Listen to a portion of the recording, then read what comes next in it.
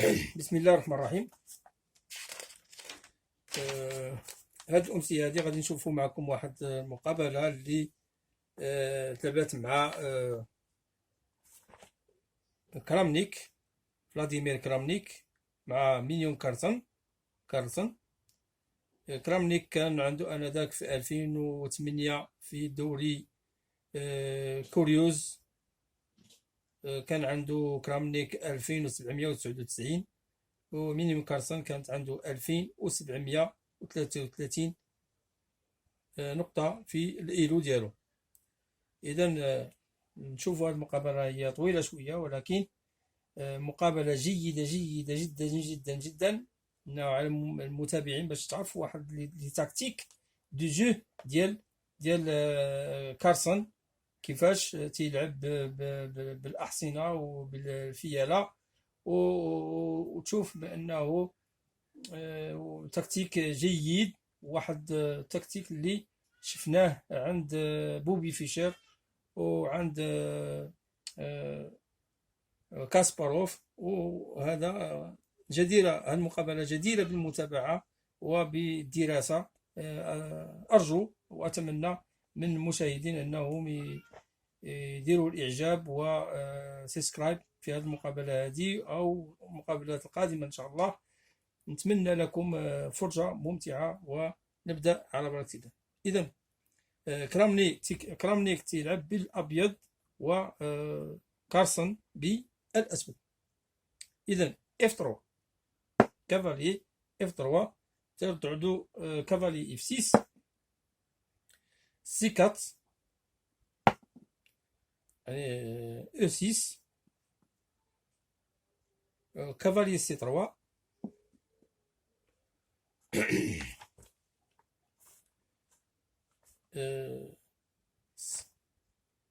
C5.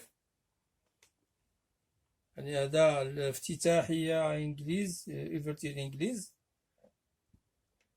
تشوفوا الأحصنة وتشوفوا البيادق متقابلين مع بعضهم، والأحصنة متقابلين. غالبا تكون إنجليز في هذه المقابلة. G3 B6 فو G2 فو B7 تيروك سي برون دي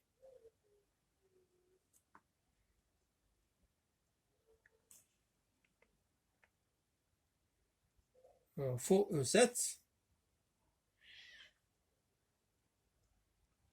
فو E7 D4 سي برون دي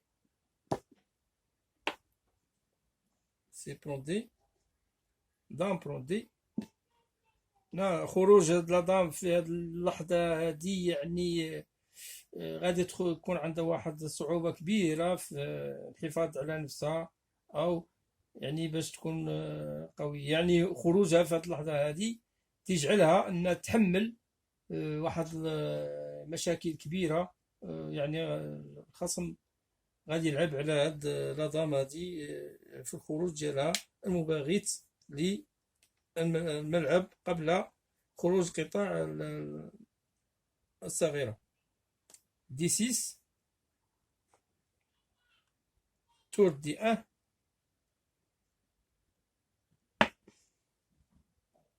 A6 كافالي G5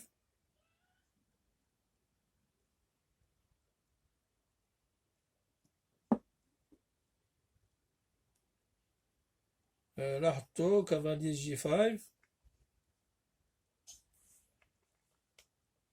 هنا تبادل للفيالة. روا برون كافالي C6. ولا كما لاحظتوا زميلنا تيضغط على لا دام F4 مرة أخرى، يعني تيغامر بلا دام في الهجوم. تيروك cavalier C E.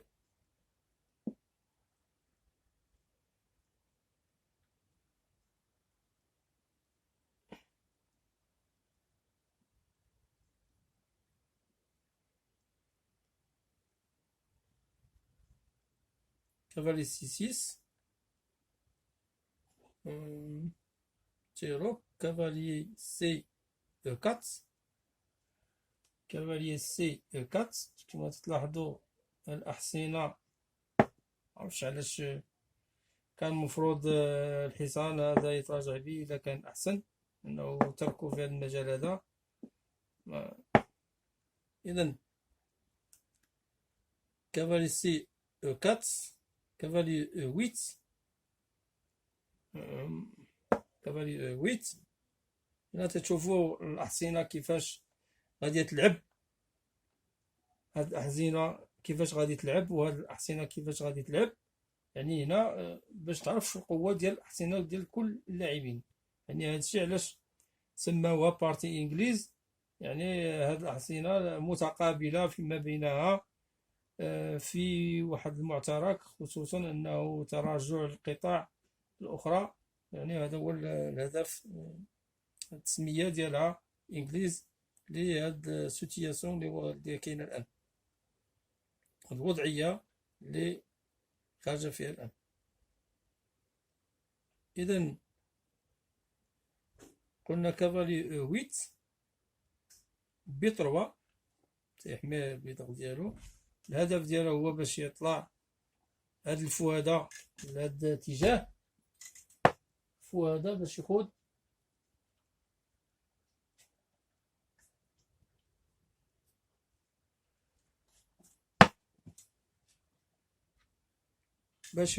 هاد الفو هذا في هاد الاتجاه. تور A 7. تور A7 فو بدوي كما لاحظتوا أنه تيقوم به الهجوم. تور 17 تيجي يحمي البيضق. تور 17. تور دو A C1.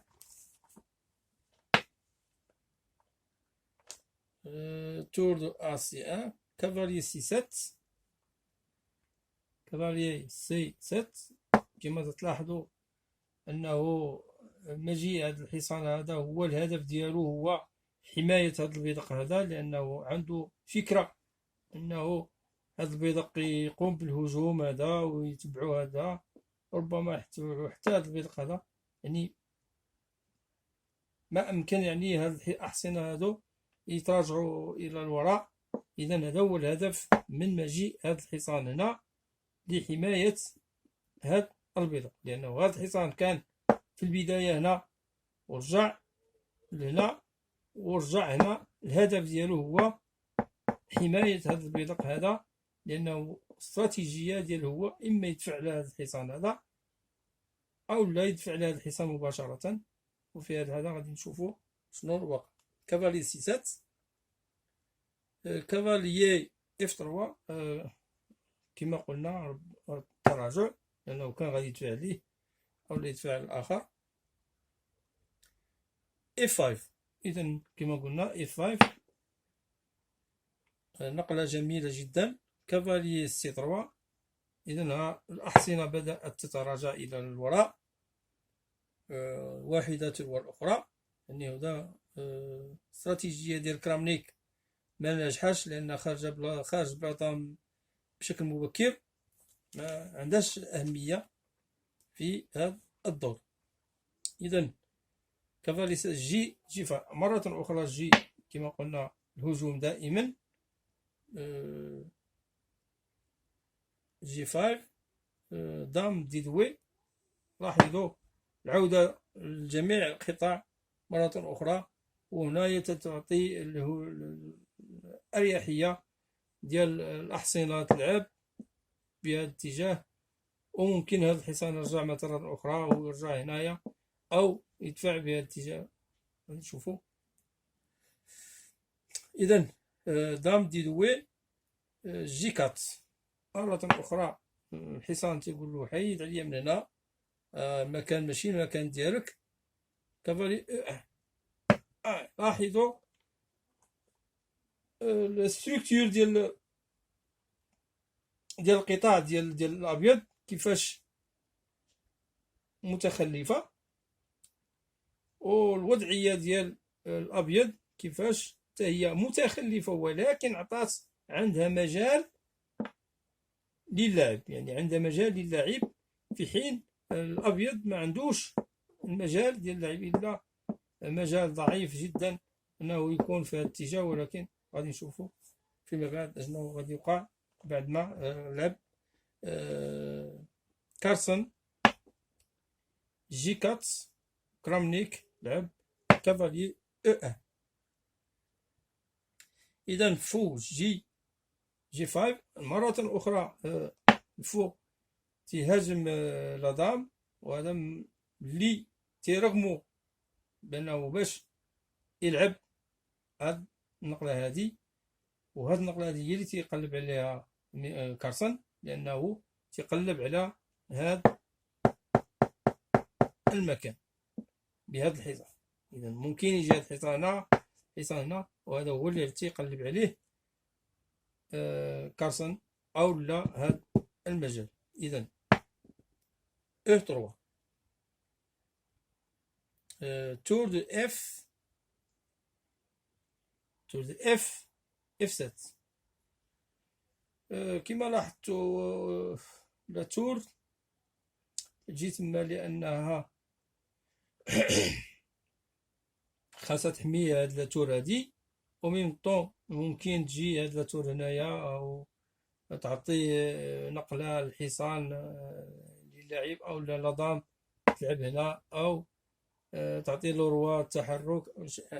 هذا هو الهدف من هذيك المجال ديال هذيك لاتور اف 7.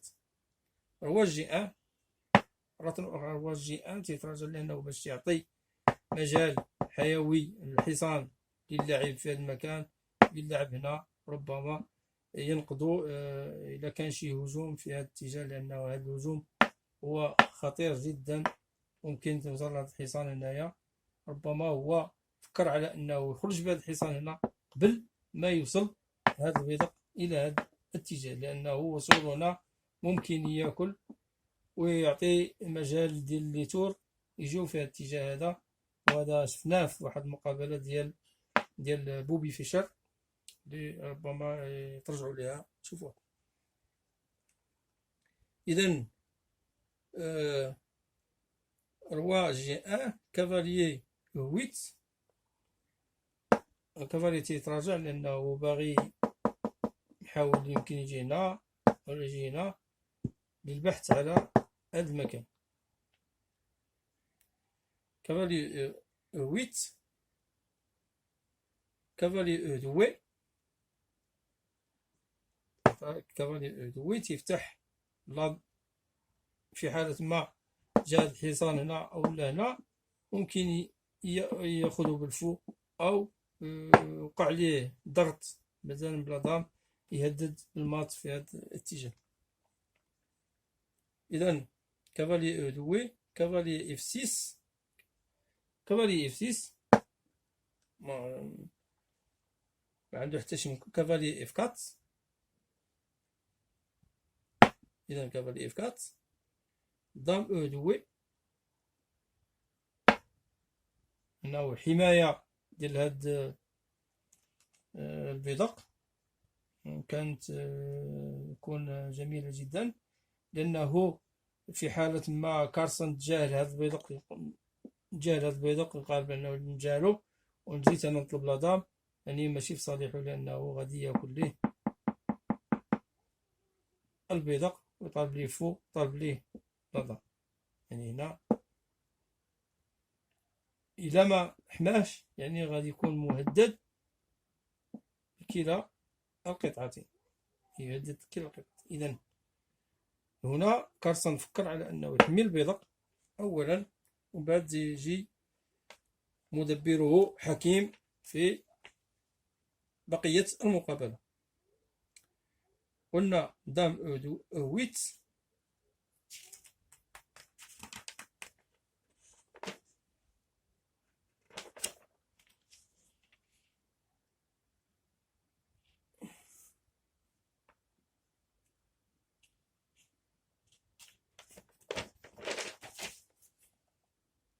إذن دام سي 3 أنه قال له في حالة ما فكرتي على أنه تلعب بهاد الحصان هنايا، أنا غادي ندير لك إيشيك إيمات. إذا أنت ما غاديش تلعب في هاد اللحظة، فكر في مجال آخر. تور جي 7. جاوبو كارسون بأنه تور جي 7 غادي نلعب ديك تور جي 7 وغادي ندير لك هاد النقلة هادي، لأنه ما بقاش عندك هاد الشاه إيمات، لأنه لقاك لا تور، لأنه كاينة لا تور ديالي حامياه. إذا هنا غادي نحاول ما أمكن نحيدك من هاد الاتجاه. إذا لا تور جي 7 بي 4 كافالي 4 بي 4. أنا أعتقد أنه كان من الممكن يلعب، كان ممكن كان من الممكن يلعب سي 5، لكن أحسن، لأنه غتعطيه واحد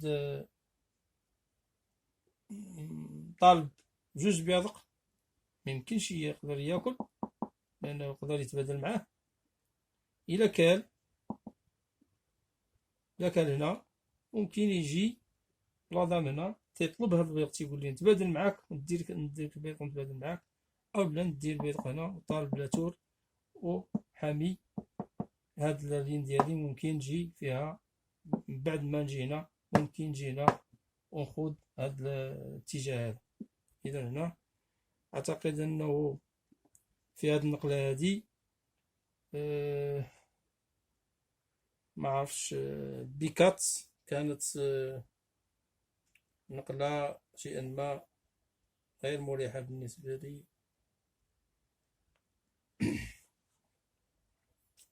كافالي او 4 مرة أخرى كما قلنا، كافالي او 4 لأنه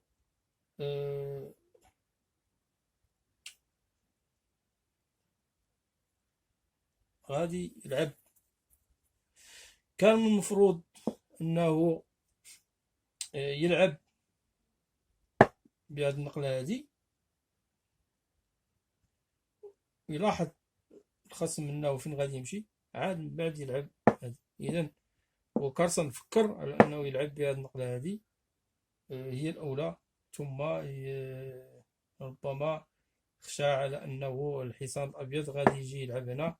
قال الأسود أنه أنا نخوض هذا المكان هذه قبل ما يجي هذا الحصان هذا في هذا الاتجاه. إذن كافالي قلنا بكات، كافالي 4 عفوا، كافالي بكات، كافالي 4 كافالي 4 نعم، كافالي 4 دام بي 3 دام بي 3 تور جي او 7. حيد لا تور ديالو من الخطر، لأنه كاين هذا الخطر هذا كما قلنا من قبل، أنه كان من الممكن يلعب هذه هي الأولى لكان أحسن. دام أكاتس. إذا زميلنا طلب قال بأنه غندي بيدق أو لا حصان. دام أكاتس، وهذه نقلة ليست ذات مستوى، أعتقد أنه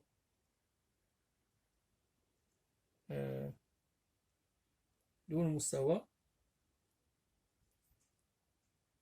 كافالي او 5 نعم، دام برو أسيس. إذا هنايا كما تشوفوا هذه مغامرة كبيرة جدا تلعبها كرامنيك في هذا الجناح، يعني ماشي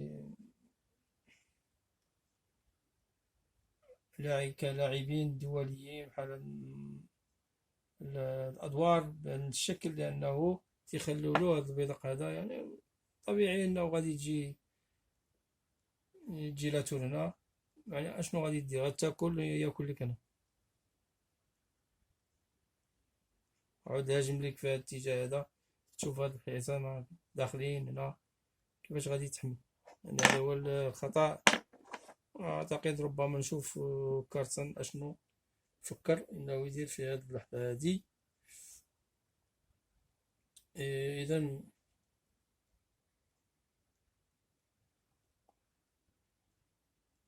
دام ب قلنا تور أسات، أكيد تور أسات. تور بي 5 عرفش. تور بي 5 تياكل، يعني ما عنده حتى شي مهم. هذيك اللعبة تيتبادلو، تيضرب سي تور برون. كما لاحظتي انه دخول ديال لا تور في هذا المطارك هذا. تور برون عدوي، تور سي 8 إيشيك.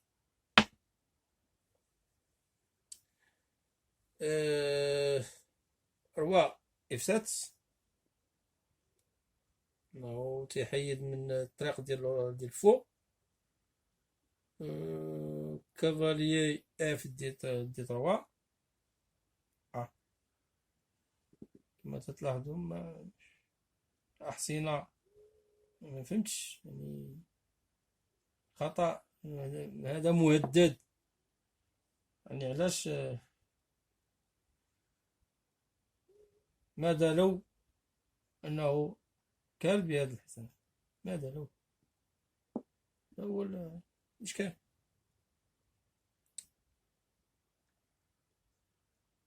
قلنا كافالي اف دي 3.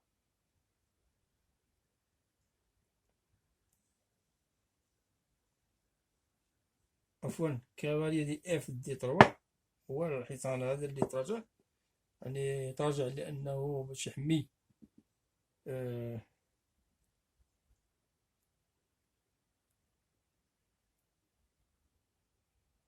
آه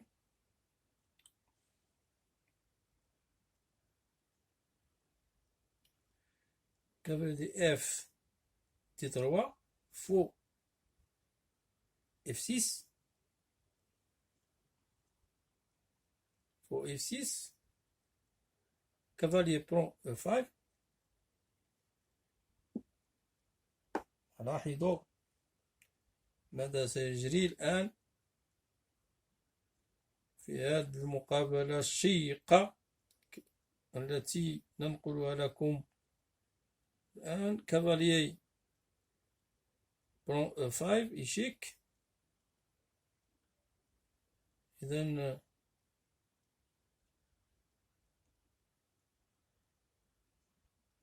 دي برون 5.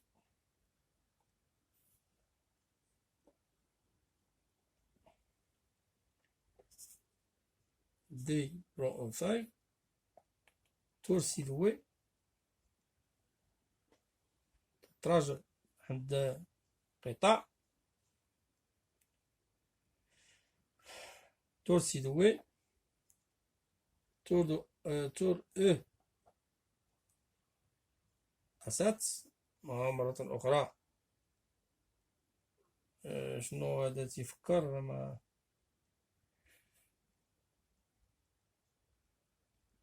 رواج جدوي. كافاليي جي 5.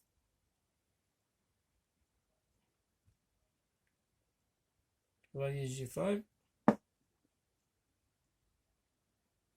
تور دي 6.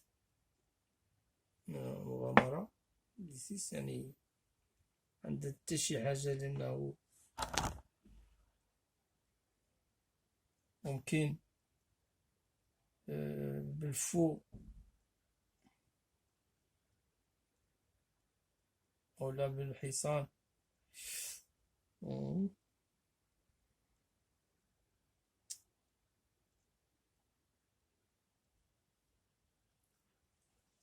أو كات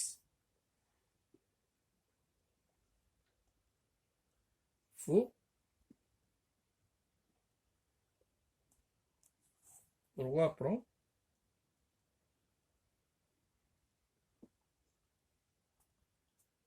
roi F1,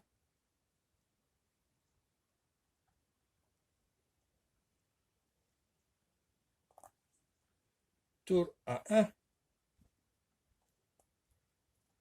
roi E doué,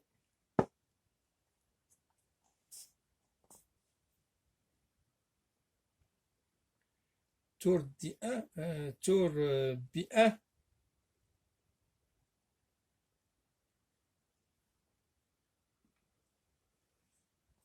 tour D1, نتبادل معاه،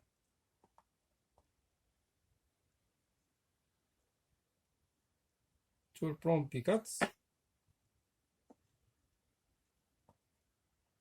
cavalier G doué,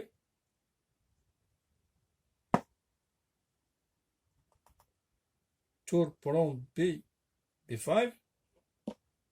تلاحظوا هو غادي يتابع البيادق، كافالي F4، tour C5 يعني يتبادل معاه، tour B doué نطلب B5. لاحظوا هذا البيدق هذا كي غادي يكون B5، روا F1، tour A C7،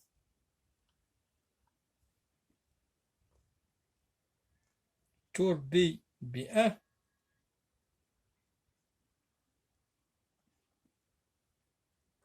مبغاش يتبادل معاه، tour B7، tour B4، tour C4، tour B doué، B4. هنايا البيدق غادي، إذا tour D B1، كافالي F3. إذا هنا بغا أحصنة باش تتلعب، لاحظوا باش يدفع البيدق بأريحية ميقدرش ياكلو، لأنه تيدير ليفور كيطا على 4 الاتجاهات. إذا لازم الحصان يلعب في اتجاه. إذا تور دي B1، كافالي F3، روا دي جي دوي، روا تيرجع على جي دوي، تور دي 7، تور دي 7 هنا تيخلي ليه تياكل، تيهود بلاتو هنايا، تيدير ليه شي كيمات، رغم أن هاد الحصان هذا غادي يجي هنايا، فربما هذا هو الهدف ديالها من ترك هاد البيض هذا. قلنا تور 17،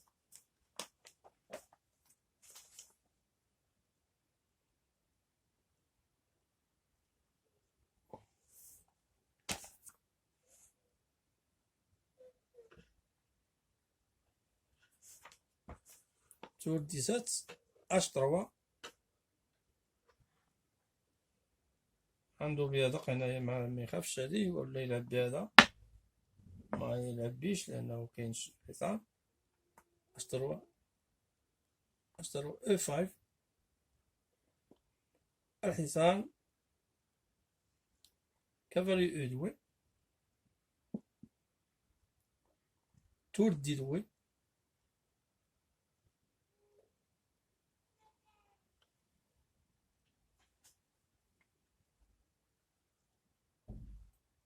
H prend G، F prend G، tour prend D، cavalier prend D،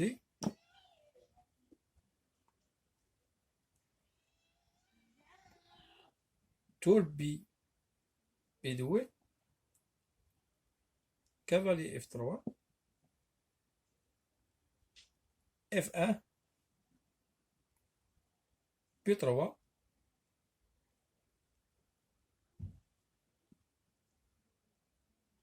roi J doué, tour C doué.